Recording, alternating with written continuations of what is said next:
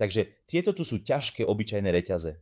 Sú ťažké, pretože sú určené na pohon 10 mm alebo 12 mm hriadeľov, čo je 3,8 alebo polpalcová hriadeľ.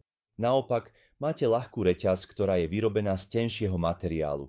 Stále môžete použiť ľahkú reťaz aj na taký veľký hriadeľ, ale keďže sa na reťaz prenáša toľko krútiaceho momentu, je lepšie použiť ťažkú reťaz a to je určené len pre PVC rúry.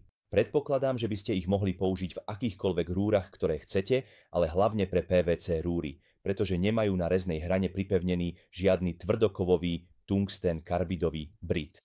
Dodávajú sa buď s vrtacou hlavou, ako je táto, pripevnenou na jednej strane takto, alebo bez vrtacej hlavy, jednoducho ako obyčajná reťaz. Samozrejme môžete ich posunúť ďalej dozadu na hriadeľ a nasadiť tam krokomole alebo niečo podobné, ale vo všeobecnosti sú určené na odstraňovanie upchatí a prípadne na ľahké odstránenie nánosov, ak je to potrebné. Takže to bolo niečo málo o ťažkých obyčajných reťaziach. Ďakujem za pozretie.